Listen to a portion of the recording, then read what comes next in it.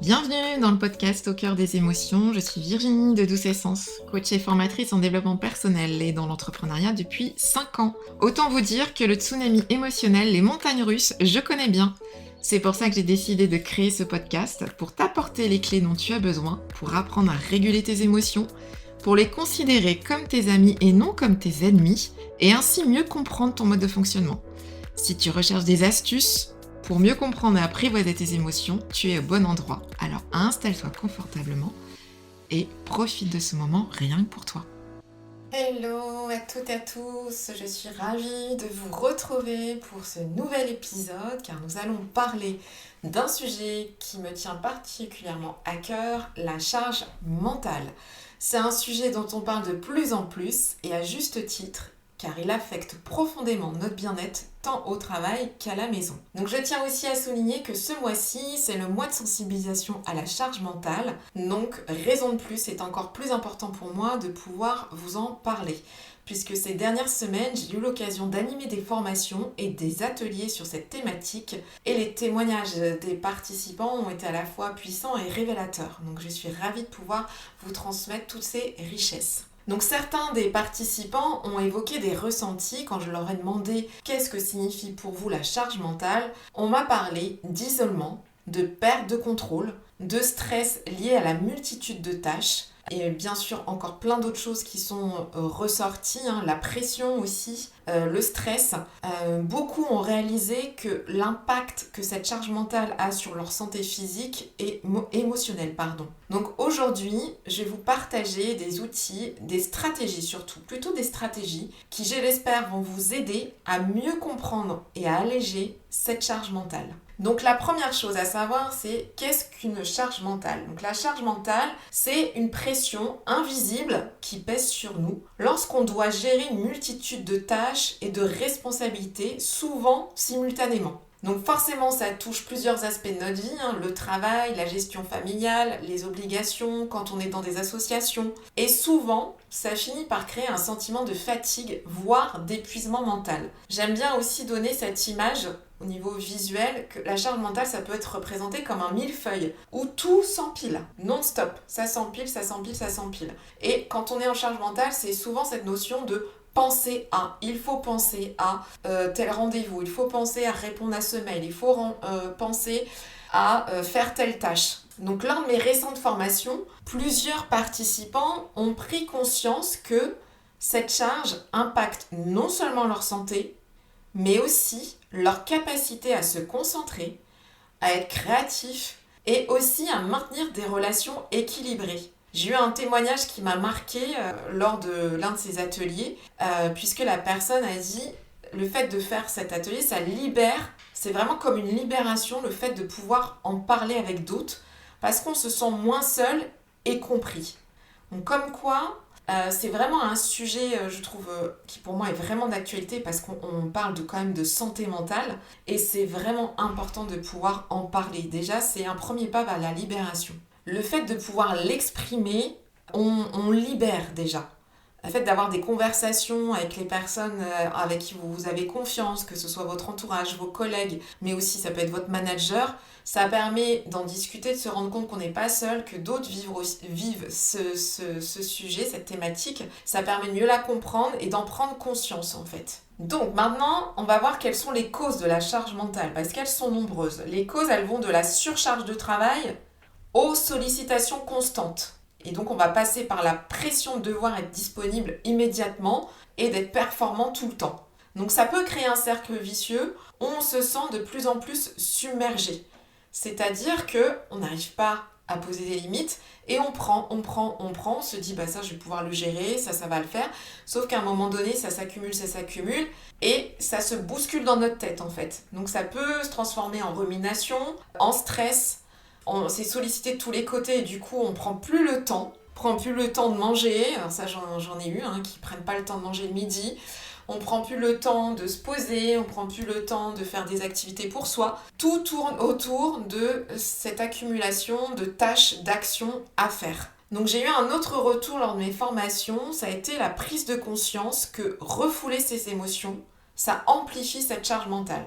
Il y a beaucoup de personnes qui se sont rendues compte qu'elles enfouissent leurs émotions C'est-à-dire qu'elle les intériorise, elle ne les exprime pas sans s'en apercevoir. Et ça finit par créer de l'angoisse, voire des troubles du sommeil, des insomnies, ou un sentiment vraiment d'épuisement. Parce que les émotions étaient refoulées, parce qu'on n'a pas exprimé, verbalisé ce qu'on ressentait. Par peur peut-être du jugement, par peur de cet auto-sabotage, de se dire que on n'est pas capable d'assumer cette charge, de gérer toutes ces tâches à faire. Et donc parmi les conséquences les plus fréquentes, on retrouve non seulement le stress et la fatigue chronique, mais aussi des problèmes relationnels. Forcément, ça va impacter. Si on se sent épuisé, on va être à fleur de peau ou on va être dans l'agressivité. Et forcément, ça impacte une baisse de productivité puisqu'on est moins concentré, donc plus sujet à faire des erreurs et être moins efficace dans notre travail. Et donc, dans certains cas, ça peut créer aussi un sentiment d'impuissance face à cette multitude de tâches. On se sent seul, impuissant, et on ne sait pas comment on va s'en sortir. J'ai même une participante qui m'a confié, j'ai pris conscience que la charge mentale a un impact sur ma santé et ça fait peur. Oui, parce que le corps parle. Plus j'intériorise, plus je garde pour moi, le corps, va vous envoyer des signaux. Tout ce qui ne s'exprime pas s'imprime. Donc ça aussi, ce sont des indicateurs vraiment à surveiller de près.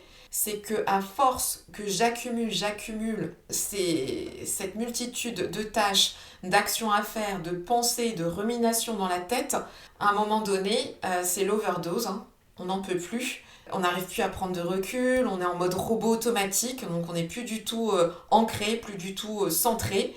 On est complètement dans notre tête, c'est comme si on flottait un peu dans notre mental. Et là, forcément, c'est le corps qui va vous envoyer des signaux. Des maux de tête, des maux de ventre. Souvent, ce qui est ressorti aussi dans ces ateliers formations, c'est la boule au ventre. Boule au ventre ou la boule aussi dans la gorge parce qu'on n'arrive pas à exprimer quand on n'en peut plus et que c'est trop. Donc tout ça, c'est des signaux importants. Soyez à l'écoute vraiment de votre corps. Et puis du coup, ça renvoie forcément à ce que j'ai dit dans l'épisode 1 où j'explique le rôle et le fonctionnement des émotions. C'est que derrière chaque émotion, il y a un besoin à satisfaire. Et donc derrière, une action concrète à mettre en place pour libérer, réguler nos émotions. Si je ne mets pas en place ce process de 4 étapes, que je vous rappelle, première étape, j'ai le droit de ressentir cette émotion, je la nomme, est-ce que c'est de la peur, de la tristesse, de la joie ou de la colère? J'identifie le besoin qui se cache derrière chaque émotion. Souvenez-vous, la colère, c'est que j'ai besoin d'écoute, ou de considération, ou de valorisation, ou de reconnaissance. La peur, c'est que j'ai besoin d'être sécurisée, rassurée. La tristesse, c'est que j'ai besoin d'être consolée, réconfortée. Et la joie, c'est que je suis dans le besoin de partage et de transmission. Et donc, une fois que j'ai identifié mon besoin, je vais pouvoir mettre en place une action concrète pour libérer cette émotion. Souvenez-vous, la colère, c'est mise en mouvement, car c'est impossible de réfléchir. Donc si vous vous sentez agacé, énervé par ce flot d'actions à faire, une multitude de tâches, prenez le temps de vous mettre en mouvement. Allez courir, crier, hurler dans votre voiture ou ailleurs, dans un champ, dans la forêt. Voilà, mettez en place la stratégie qui fonctionne le mieux pour vous, mais en tout cas avec une mise en mouvement au niveau du corps. C'est indispensable. Si vous avez peur, c'est de vous sécuriser, de vous rassurer. Donc peut-être d'en parler justement, ça rassure et de se rendre compte qu'on n'est pas seul à vivre cette surcharge mentale. Ou alors d'écrire peut-être, ça aussi ça fait du bien, sur vos ressentis, d'avoir un petit cahier avec vous. Pareil, ça c'est à vous de trouver les stratégies qui sont les plus efficaces pour vous. Et quand il y a de la tristesse, c'est peut-être de pleurer, de s'isoler, de dessiner, d'écrire, de penser peut-être à des choses qui vous font du bien, ou de regarder une série, mais en tout cas, trouver les stratégies pour libérer ces émotions. Ces 4 étapes sont vraiment très importantes. Je me répète, mais voilà, ça fait partie de ce podcast au cœur des émotions. Donc plus je vais vous le dire, plus ça va être une piqûre de rappel, plus ça va rentrer. Donc voilà par rapport aux conséquences. Alors comment on peut s'en sortir? Heureusement, il existe des stratégies qui sont simples, que chacun peut appliquer dans son quotidien. Donc justement, on va voir ensemble quelques solutions pratiques qui ont aidé de nombreuses personnes à alléger leur charge mentale. Certaines sont simples, mais très efficaces lorsqu'on les met en pratique régulièrement. J'insiste aussi sur ce mot, il n'y a pas de secret. Si je le mets en place une fois, peut-être que ça va être bénéfique sur le moment, mais si je ne renouvelle pas cette régularité, je ne verrai pas les bienfaits. Donc, j'insiste sur ce mot, la régularité. les routines à mettre en place. La première stratégie que je vais vous proposer, c'est de prendre des pauses régulièrement. Ça, c'est indispensable. À un moment donné, on n'en peut plus. On se retrouve en apnée. Au niveau thoracique, là, on va rechercher notre respiration. On va être bloqué au niveau de la respiration, on a beaucoup de mal, ça c'est des indicateurs. Ça veut dire que votre corps, il a besoin de respirer à plein poumon. Donc, vous connaissez ma stratégie que moi j'aime, qui je trouve très simple, c'est la respiration ventrale. 2-3 inspire-expire, où vous inspirez profondément, le ventre se gonfle comme un ballon, et vous expirez, vous lâchez, le ventre se dégonfle. J'inspire, je me remplis d'énergie, j'expire, je lâche tout ce que je ne veux plus. Et ça, le fait de faire 3-4 fois régulièrement dans la journée, le corps vous dira merci, ça fait un bien fou, ça permet de se recentrer. On n'a pas besoin de faire des pauses longues, une pause très courte peut faire la différence. Donc le but de cette pause, c'est de se déconnecter, de souffler. Ça peut être juste de prendre un café, un thé, boire un verre d'eau ou d'aller marcher ou de s'aérer pour recharger les batteries. Se réancrer dans le présent, c'est vraiment hyper important pour stopper le flot incessant des pensées quand on est en charge mentale. Parce qu'on est très fort pour faire des va-et-vient. Je vais aller faire un petit tour dans le passé où je vais ruminer. Et je vais aller faire un petit tour dans le futur où je vais m'inquiéter. Et à un moment donné, je fais que des va-et-vient, passé, futur, et j'oublie complètement de revenir à l'instant présent pour stopper le flot incessant de mes pensées. Puisque je vous rappelle au passage que nous avons entre 60 000 à 70 000 pensées par jour. Voilà pour la première pépite, j'ai envie de vous dire. Deuxième pépite, ça concerne la planification et la gestion de votre temps. Donc là, j'en avais déjà parlé aussi lors d'un épisode précédent sur la méthode Pomodoro. En fait, c'est de travailler sur des courtes séquences pour rester focus, concentré, en intégrant des pauses régulières. Donc là, ça c'est pareil, il y en a pour qui ça va fonctionner et d'autres qui n'aiment pas du tout. Pomodoro, eux, ce qu'ils disent, c'est 20 minutes, je suis focus 20 minutes sur ma tâche, je fais une pause de 5 minutes et je reprends 20 minutes, je refais une pause de 5 minutes, je reprends 20 minutes, je refais une pause de 5 minutes, et là, au bout de 4 fois, là, je fais une pause de 30 minutes. Il y en a pour qui 20 minutes, c'est beaucoup trop court, c'est les retours que j'ai eus, mais moi, 20 minutes, c'est trop court. Ok, mais mettez 30, mettez 45 si pour vous, c'est beaucoup plus adaptable. Voilà, mettez 45, mais par contre, n'oubliez pas d'intégrer une pause de 5 minutes. Ça, c'est ça qui est hyper important dans cette technique. C'est de séquencer avec des pauses. Très, très important. Donc, planification, gestion du temps, ça c'est aussi, comme je l'avais dit, on peut planifier 60% et il y a 40% d'imprévus. Donc, ce qui est important, c'est de prioriser. Et puis savoir qu'il y aura des moments où on ne maîtrise pas, on ne contrôle pas, et il y aura peut-être des urgences qui n'étaient pas prévues et qu'il faudra gérer, donc reporter ce qu'on avait prévu dans la journée. Déléguer, savoir dire non. Troisième pépite, ça c'est très important, apprendre à dire non et poser des limites. Parce que quand on est en surcharge mentale, on est sollicité à droite à gauche, c'est qu'à un moment donné, on veut tout contrôler et qu'on n'arrive pas à dire non. On a peut-être été sollicité à une période où on était dans le dynamisme, dans l'énergie, on a été sollicité et puis on n'a pas su dire non et tout est devenu urgent. Sauf que l'urgence et l'importance, chacun en a une définition différente. Donc là, ce qui est important, c'est apprendre à dire non. Quand vous dites non, moi, il y a quelque chose qui m'a aidé, quand vous dites non, vous ne dites pas non à la personne, vous dites non au service qu'on vous demande. Donc, apprendre à dire non et surtout prioriser vos tâches. 3 tâches urgentes, pas plus, c'est déjà pas mal par jour. Et si on vient vous demander une urgence, déjà il va falloir reformuler, demander à la personne qu'est-ce que ça signifie pour elle urgence, c'est-à-dire quand, à quel moment, pour avoir des précisions. Parce que vous allez pouvoir aussi dire en fonction de votre planning, là aujourd'hui moi j'ai déjà 2 urgences qu'il est important que je gère. Par contre ce que je peux te proposer c'est peut-être demain à telle heure ou dans 2-3 jours. En fonction aussi de votre planning. Ça, c'est important de prioriser et d'échanger avec la personne pour qu'elle puisse comprendre que vous avez aussi d'autres tâches à passer en priorité. Et puis, ce qui est important aussi dans la surcharge mentale, c'est qu'à un moment donné, c'est aussi de déléguer. Oui, ça ne sera pas fait comme vous le souhaitez, comme vous voulez. Le fait d'expliquer, peut-être que vous allez perdre du temps, le fait d'expliquer et que vous dites que j'irai plus vite à le faire moi-même, mais le fait de déléguer, déjà, ça permet à l'autre personne de gagner en autonomie, gagner aussi monter en compétences, d'apprendre aussi des nouvelles choses. Elle va faire différemment que vous, mais au final, c'est le résultat en fait. Parce que vous, ça va vous décharger et vous pourrez être focus sur des choses qui sont importantes et à prioriser.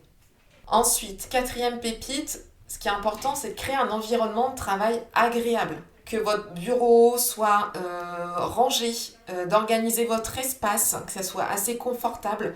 Ça aussi, je pense que c'est important. Alors peut-être pas pour tout le monde, il y en a qui aiment bien avoir du bazar, mais quand on a une pile de dossiers, que tout est empilé ou que mais c'est un peu dans tous les sens, c'est peut-être aussi ce qui se passe dans votre tête. Que le fait d'avoir quelque chose de rangé, ça permet d'avoir un esprit beaucoup plus clair. Moi, je sais que dans mon espace, quand j'arrive, tout est rangé. Mais par contre, il y a des coins où j'ai des livres qui sont empilés.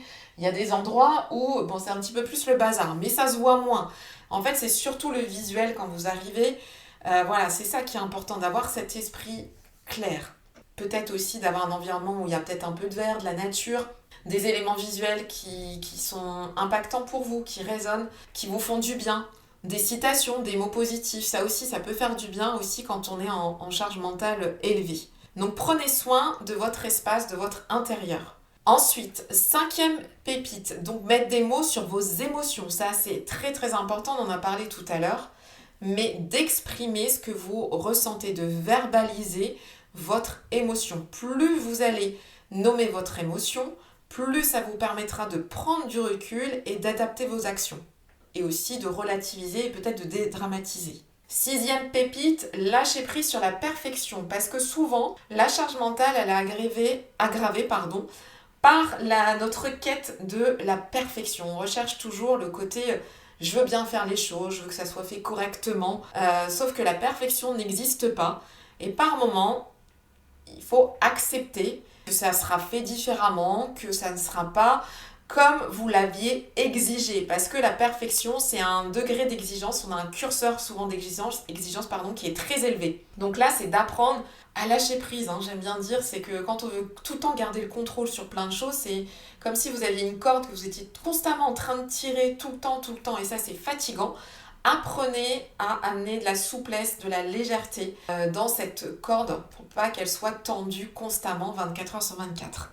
Septième pépite, pratiquer une activité physique régulière. Et oui, la mise en mouvement, il n'y a pas de secret, c'est indispensable pour alléger votre charge mentale. Ça va vous libérer le stress qui s'est accumulé et ça va vous permettre de vous ressourcer et de retrouver un esprit beaucoup plus clair et d'avoir des solutions.